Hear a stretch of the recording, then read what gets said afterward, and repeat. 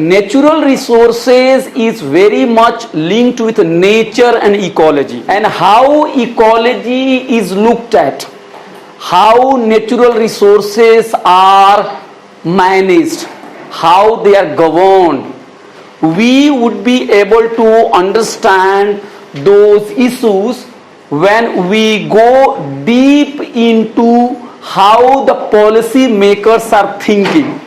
So we are basically interested here in their thought process, from where such kind of wrong policies are coming. And my argument is not that you follow Ashish Nandi blindly, or Ashish Nandi is prophet, that whatever he has said, that is true. You should try to listen to Ashish Nandi and then think that how far this person is saying things which are relevant to your study. So basically in few classes what we are trying to do, we are doing philosophy of science. Philosophy of science. Generally it is being assumed that science is very objective. Science talks about only truth. Science has nothing to do with politics. But philosophy of science does not give clean sheet to science as a discipline. It will look at science very critically. That what has made people to argue that here is political science department which talks about dirty politics, and here is a group of scientists who are always concerned about the development of the country. They never do politics. They are great people. So don't criticize them. Such kind of understanding in Ashish Nandi's view will not be tenable. He would argue, no, this is myth, that science is rational, science is neutral. Ashish Nandi's edited book, Science, Hegemony and Modernity, in 1989, when the book was published, there is another article by Bandana Shiva.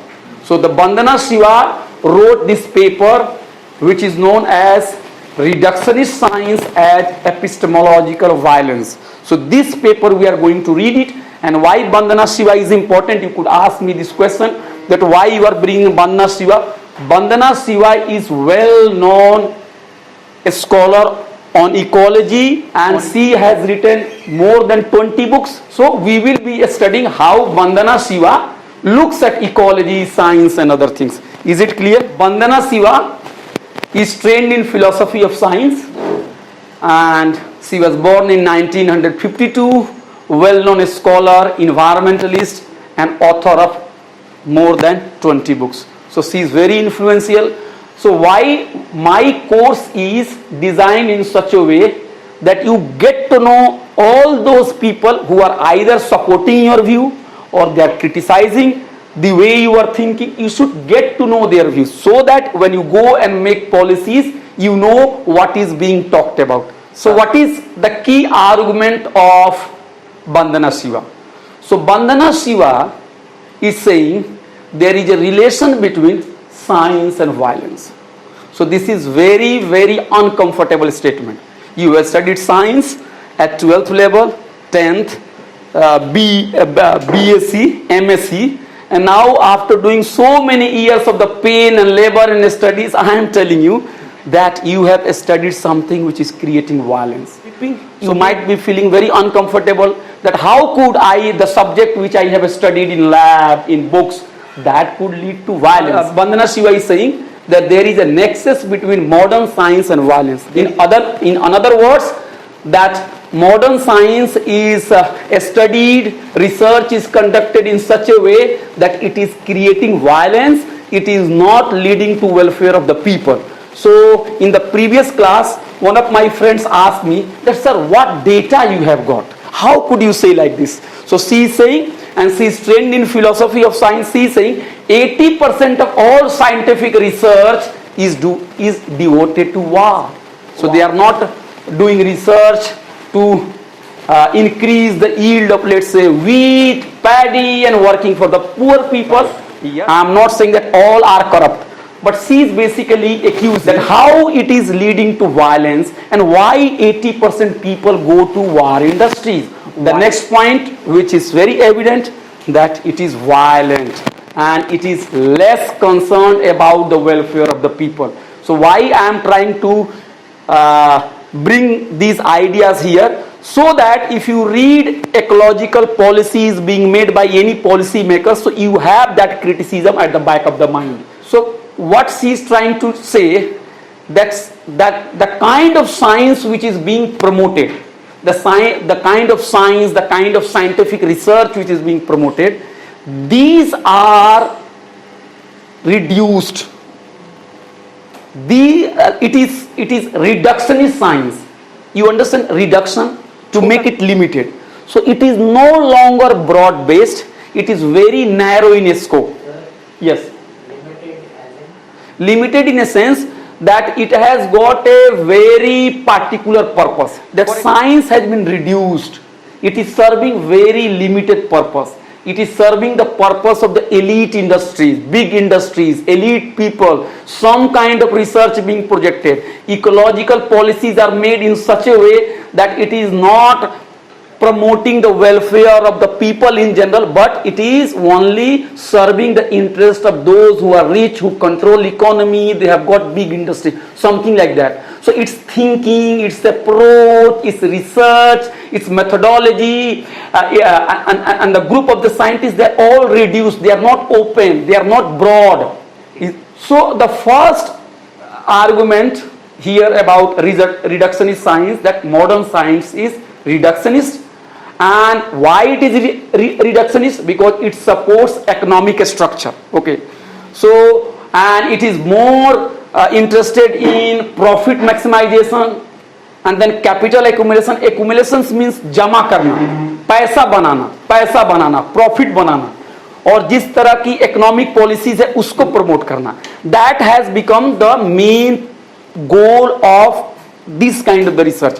So when I say this fact, do not think that I am questioning your integrity. It is basically the discipline is being questioned. I come from, let's say, history and political science. I can criticize my own discipline. History as a subject has always been used by state to promote its own ideology. For example, when party A was in power, it will bring its own leader to the textbook. When party B comes to power, it will remove all those leaders and it will bring new sets of the heroes. Okay, and if party C never comes to the power, then that group, the people will never be in the book. So basically, it is not the question of criticizing science. You can criticize even the teaching methodology also. That why one person speaks and other people has to just clap. So criticism does not mean that the person who is being criticized is very wrong and the person who is criticizing is great. And so you have to understand that how science has been used for accumulation of the capital, for profit maximization, and how it is serving the interest of few people. Basically, we are here talking about a paper by Vandana Shiva. Vandana Shiva is well-known scholar of environmental science or ecology, and this paper is included in a book written by, let's say, edited by Ashish Nandi way back in 1989, and she is saying that how science is violent, how science which is being practiced is violent. And she says that 80% of the scientists who work in this field, they are working in war industries. So basically saying that where is the problem? Okay, so we'll start, and maybe that many things which I have not said will be repeated again and again. So Vandana Shiva is saying that profit-based system is being taken up in such a way that it is leading to desertification. Well, that if there is sufficient water here in this area, let's say, and if you take water very fast, and if the water is not then supplied naturally, then what will happen? That water level will go down and that area will slowly turn into arid region. So slowly there is a chance that that area might be converted into desert. So she is saying that the kind of policies, ecological policies are being promoted, it is leading to famine, it is leading to deforestation, it is leading to desertifications, and trees are being cut. Okay, so what is happening? that on environment day, you will see people are planting trees. Okay, people are very happy. Middle class is very happy to plant tree. But you don't ask that who is cutting the tree. Planting tree is wonderful idea. Okay, but you should also raise the question, who is cutting the tree and where is tree going? And do people really want that tree should be cut? If Adivasi goes to, let's say, jungle, and if it tries to pick up, let's say, wood, you think that it is threat to ecology. Keep away. Okay, you have a forest department there outside, policeman is there to guard. But you cut trees and you think that it is good for development. Anti-people practices are being justified in the name of science. Why? Because science is so powerful. The day when you say science, it means that no argument can be put against you. My discipline is political science. Why it is called political science? Because by taking science from, let's say, natural science, we also feel very confident that our discipline is also very true, objective. But in reality, if you go there, all those policies which are being taken up to serve the interest of few people, if people go and protest, then the authority will say, no, it is wrong. It is scientific. Whatever you are saying, that cannot be scientifically proven. I will give you an example that there is a tree, you understand, it is called Nilgiri. So the Nilgiri tree was being promoted earlier that it should be planted. Okay, and when you go, let's say, Dehradun, you will see that tall Nilgiri tree on the roadside. Okay, so this tree is said that it is very good. Okay, because it grows very fast. But the research has come that those trees which are being promoted by experts like him or big organization, they take plenty of water from the ground, and to say that it grows very fast may not be true, because there are many varieties of indigenous tree that can grow even at a faster rate, and they may take less amount of water. So when the scholars have studied it very critically, they thought for a while critically when they looked at the issue, why these trees were being promoted. Then somebody came to the conclusion that there is a pulp industry. Okay, you need those trees for making, let's say, so many other things, paper and other items. So it is needed. And these Nilgiri trees were taken from Australia. So the argument is, it may be good for Australia. Okay, but why one variety of trees should be planted in Africa, should be planted in Asia, should be planted in, let's say, Jharkhand, Bihar, Uttarakhand, everywhere? We are not saying that Nilgiri tree is bad, but why one kind of solution is offered and it is being imposed on everybody? This is my argument. Why can't we go to Adivasi people and ask that we need trees, what variety of trees we can grow in this area? Basically, the criticism of Vandana Shiva is that the way things are being conceptualized, here lies the problem. And if you understand her argument, you become more sensitive. In the classroom, I am not asking that follow her in toto. Look at critically how far she is right. So basically seeing what is reductionist science. So one feature of reductionist science is that there are multiple ways to look at the reality. There are multiple methods of knowledge. There are multiple ways to study. But science has become so powerful, like a dada. Jungle ka ek hi sher hai. So in this jungle, if there is a science, other forms of knowledges, other forms of the traditional knowledges, alternative knowledges, they will be dismissed. And they will be called, there is an English word, hocus pocus, means jadoo mantar, bekar hai, jhaad phunk hai, jadoo mantar hai. These are all being reduced as hocus pocus. Okay, ये सही नहीं है. These are not right. So the argument Vandana Shiva is not saying, giving that whatever there in the traditional knowledge we have to accept it. No. But she is saying that why one form of knowledge is seen as solution to every problem from America to Africa, from India to, let's say, England. Why? This is her argument. And then she goes and says that reductionist science, there is no discipline like reductionist science. Don't get confused. She is adding that term to science. That if you go to any department and say that I want to get admission in reductionist science, you will not get that department anywhere. Basically, the adjective she is adding, that she is not, it is not science, it is reductionist science. And what reductionist science does, it often leads to misinformation in the name of authority. In the name of authority and falsehood.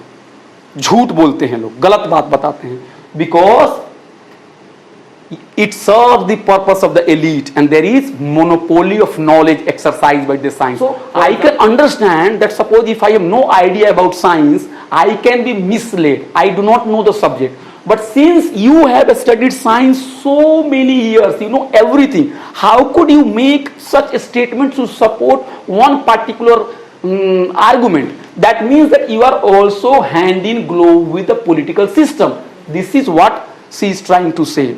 That science is being used in such a way that it will not tolerate any other form of the knowledge, okay? And it will have monopoly and many times it gives misinformation. And it gives, when it gives misinformation, what happens? That people believe, oh, it is authentic voice, so we have to believe it. So basically saying that science monopoly on language leads to 4 kinds of violence. 4 kinds. There could be more than 4 kinds of violence, but she has tried to summarize that there are at least 4 kinds of the violence.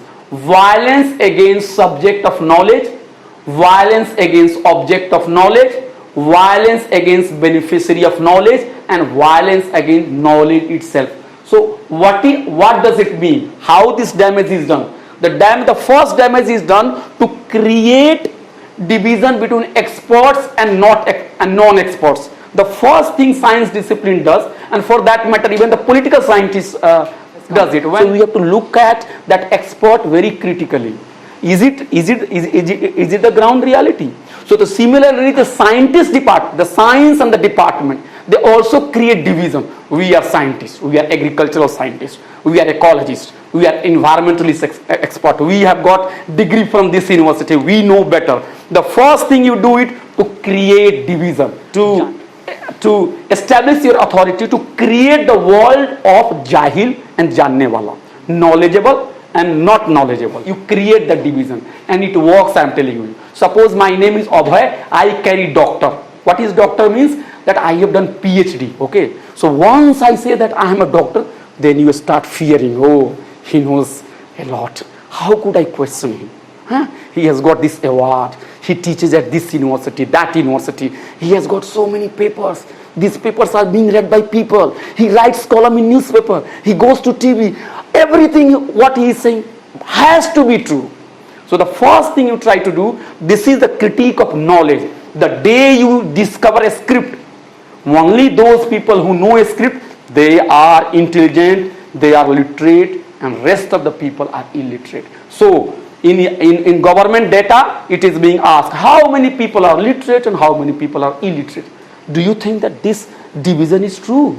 Those people who are not literate, so-called, they do not know how to write, they might be great people, they might be knowing more. Prophet Muhammad was in one sense not literate person. He was not able to read and write, but he said many things. He changed the course of the society. So the first thing scientist community does is to create a lab, get a degree, and then call itself experts, and you go to Adivasi area, you go to farmers and you tell them, do this, you don't know. Have you seen Krishi Samachar, something like that, in Doordarshan? That news about agriculture was being aired earlier, okay? That some experts will come and it will talk to Kisan, okay? The farmer is doing farming for generations and the expert has taken a diploma degree for 1 year, 6 months, and even he has not attended all those classes. He goes to radio and he becomes the expert. And the real farmer who is doing farming, that is receiving the knowledge. The first job science creates to create hierarchy. So it does violence, experts and non-experts. So the majority of people are dismissed as non-experts. So there was a small child and he was reading book, A for apple, B for boy. How many legs a cow has? He said, I know, uncle. I asked him, tell me. He said, 3 legs. 3 legs, because on picture you can't see 4 legs. So this is the quality of being expert, that you know cow has 3 legs. And all those people who have kept cow, they have taken milk from the cow, and if they say 4 legs, you say, no, wrong. I have done PhD on cow. Cow has 3 legs. So the majority of the people are dismissed as knowledge gets fragmented. This is also the big problem of the modern science. You know Aristotle? Aristotle is called the father of, I think, biology or science also. And Aristotle is also called father of, let's say, political science also. The Aristotle has become father of so many disciplines. Okay. I will give you example of Descartes, Bacon, even Hobbes, Newton. They are as much influential in science discipline as they are in social sciences. That earlier the division was not there between so many sciences. But when modern time came, a specialization emerged. So with a specialization, what is happening? You do not look at reality holistically. You look at reality very narrow. So what is happening, that many people who do not comment on social issues and political issues, they justify this act by saying that I am not the experts. So sometimes experts and specialization, these are very tyrannical things. You are experts on, let's say, agriculture, but if somebody is asked that, okay, in industrial policy something bad is going on, what is your view? I don't know. This is not my field. So the knowledge cannot be so reduced. Yes, we have to look at things very holistically. So different disciplines can teach each other. We can learn from the different disciplines. But in modern time, what has happened? A specialization is being focused. If you go to, let's say, any industry, you will find that if somebody is making mobile phone, or let's say making, let's say, TV, one person is 24 hours is only working on the motherboard. Another person is doing something like, let's say, sound system. Another person is only fitting the screen also. So much division is coming. So basically she is arguing that knowledge is fragmented. You do not look at things holistically. For example, you are a scientist, but you do not know how parliament is being run. Who is speaking what kinds of the policies are being made. You do not know what is reservation. You do not know what is Adivasi community. You do not know what is minority community. You do not know so many other things, because somehow discipline is designed in such a way that it has become specialized, and your mind will get corrupted if you listen to other voices. So this is also not true. Any scientist, any philosopher, any big people have never taken so narrow approach in life. You have to know other things also. You can be grounded in your field. Okay, great. But you cannot be so blind to what is happening outside. That knowledge has been fragmented. So many courses have been introduced. One course, another course, this course, that course, that course. And we do not know each other.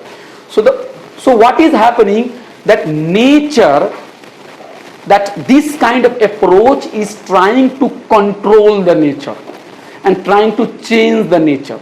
And I have told you in the previous class also that there is a problem with homocentric view of the nature. What is this homocentric view of the nature? That everything is there outside. I can go, I can control, I can exploit, and it is justified. So everything you are looking at from your own interest. That is not true. Dam is being created. The dam is being created and it is being justified. Electricity will be generated. But who gets electricity, and what about the life of, let's say, fish, other animals? So basically, Vandana Shiva is saying that this is the problem of this environmental studies and the way natural resources are being managed. And you go and forcefully you try to change the course of the nature. And she is saying that in this exercise, the worst victim is the poor people. Rich people are not the main target. The poor people, not only in India, across the globe. You see, if water is polluted, who are the people who are suffering most? Poor people. If soil quality is degraded, who are the people who are suffering? If drought is caused, who is suffering? If air quality is bad, who is suffering? When deforestation happens, who is suffering? So only the poor people, we all suffer, but majority of them, the hardest hit are the poor people. And she is also trying to say that modern science, what it does, it tries to suppress other forms of the knowledge. If you try to say, sir, policy should be like this, like that, the scientific community is not ready to listen. There is another thing which we all study in social sciences also, and it is also relevant to you also. There are two departments. One department is Department of Humanities and Arts, and there is another department which is called Department of Science. Maybe your course will be Department of Science and my course will be, let's say, Department of Humanities and Arts and Liberal Studies. Let's say I am a student of History or Political Science. So the one thing will be told to you by your seniors, that those people who are the humanities and they are on the social sciences, they all do politics. Their course is based on let's say subjective understanding, but we scientists, our department is very objective, very natural. So in philosophy there is this division, values and objectivity. Values means what you think, your subjective understanding, and facts means something which is out there. I will give you one example. If I will ask you, if you have got 10 rupees and your friends has given you 10 rupees, how much money you have right now? So you would say 20. So this 20 is always said as objective, okay? Because anybody will say it's 20, okay? But if I ask, I have got 20 rupees and how that rupees should be spent. So she will say, let's buy chocolate. Another people say, let's buy samosa. Another person will say, let's buy chai. So here what happens, that your subjective understanding goes into this. So values means what should be there, and objective means what is there. So the basically scientist community believes and claims that our discipline is completely neutral. Our discipline has nothing to do with what should be there. It's just reality. So anybody who does that testing, the result will be the same. That is called objective study. Okay. So the person who is doing the study has no role in the result, but in social sciences, the person's understanding, person's thinking also goes into the research. For example, if I ask you to do a study on women, and if you are a woman, I understand and it is expected that the conclusion which you draw will be very different from, I will ask another person who is a male to do the study, his conclusion will be very different because he is male. He will look at the reality from his own point of view. So the first thing science does is to say that our discipline is completely factual, neutral. It has nothing to do with the values. But Bandana Siva is saying it is not like that.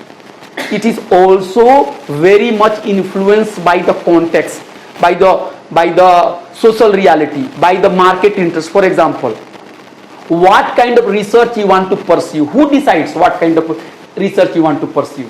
It is decided not by the factual understanding. It is decided by the interest of some funders, maybe the state or somebody else. So basically the point which is trying to say that the claim that science is objective, the claim that science is neutral, that is not so true. And she is saying that we have no prejudice, we have no bias, we have no values. This is not correct.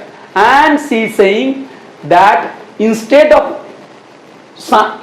considering science as objective, neutral, scientific, we should try to look for multiple methodology, plural methodology, alternative source of the knowledge, traditional source of the knowledge. We must have multiple ways. We should have multiple methodology. So basically the first criticism which is very important, she is saying that science is not so neutral. So there is one philosophical problem with the science, is that the scientists believe that reality is out there and anything any whole is made of parts.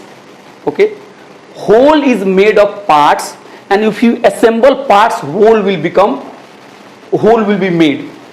And every part is mechanical, every part is, let's say, discrete. That understanding she is trying to criticize. Things are not like that. For example, I'll give you one example.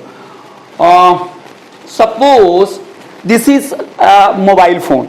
So this mobile phone is a whole thing. Okay. So you remove the part. And you can say 1, 2, 3, 4, 5, 6, 7, 8, 9, 10. If 10 items are then assembled, it becomes the whole. So the whole is made of the parts, and if parts are clubbed together, it becomes the whole.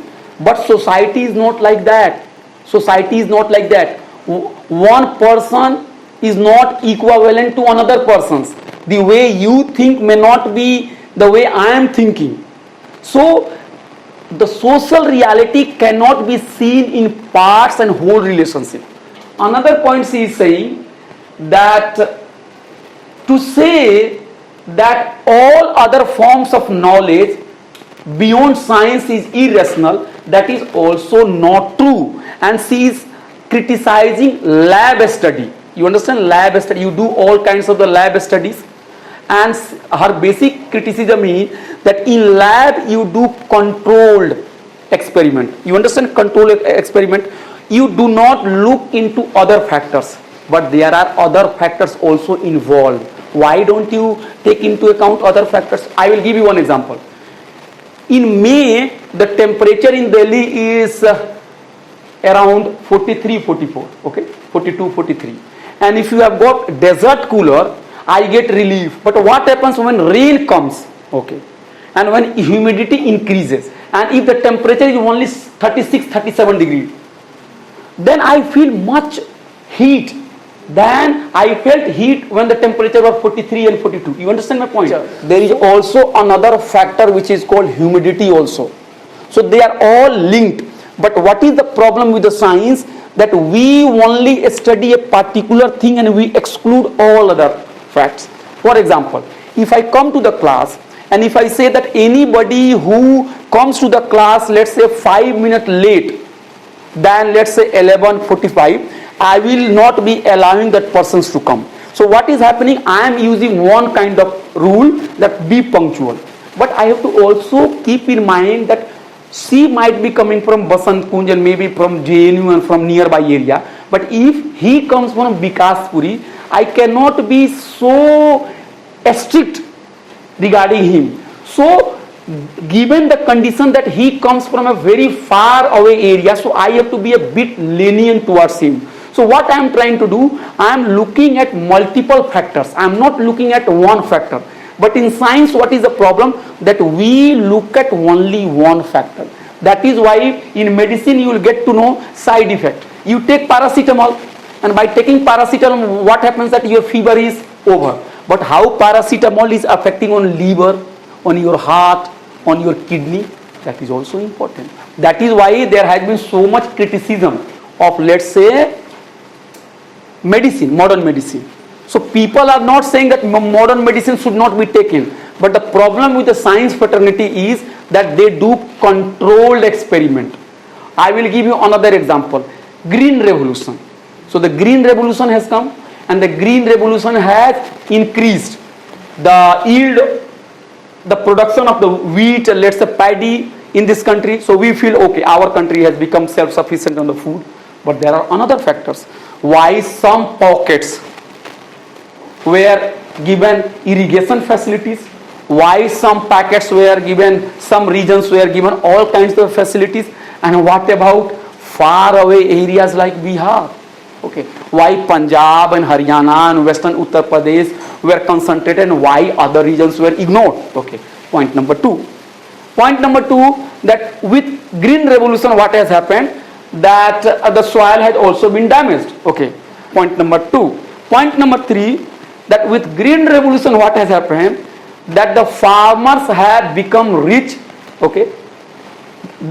Rich means not rich like, let's say I'm saying that big corporate player, but they become affluent, and with affluent, these people started asserting themselves in politics. So we have in 1980s Kisan Andolan, persons like Tikayat and other people. So you understand how one factor is related to so many factors. So in 1980s, if you are interested in politics, we can also study. So many Kisan leaders were there. They used to come, and huge rallies were taking place, let's say in Boat Club and in India Gate. So how one factor is linked to so many other factors. You are only looking at the yield. So basically the criticism is not that you don't do science. Bandhana Shiva is not saying no. Don't be so parochial. Don't be so reductionist. So when you do public policies of natural resources, you have to deal with society which is very complex. The interest of, let's say, Kisan and the interest of landless laborers would not be the same. You see, I'll give you 3 examples, 3 cases. You know that farm bills were introduced by the government, the farm bills were made. The government believes that farm bills are very good, okay? It will help agriculture, it will bring in more technology, and the rich people supported it. Okay, this is one argument. Okay, so if you have investment in agriculture, new technology will come and then it will grow like other fields also. There is another view. Another view of the farmers. The farmers are saying, no. Earlier government used to give us minimum support price, but if farms bills are being made, what will happen that we will not get any minimum support price, and we will not be able to survive because the prices set by the market is never stable. So this is second argument. The third argument of landless laborers. The landless laborers are mostly Dalits. 70% of Dalits, the scheduled caste, do not have land. So basically in rural area they work as landless laborers. Mazdoor hain. In Hindi it is called खेतहर किसान. खेती करने, sorry, किसान नहीं, मजदूर. वो मजदूर हैं. उनका इंटरेस्ट क्या है? We are nowhere.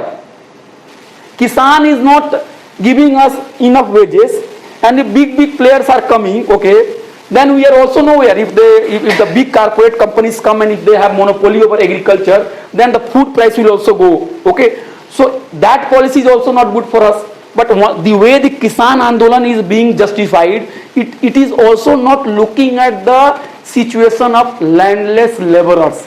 So you understand there are 3 groups. 3 groups.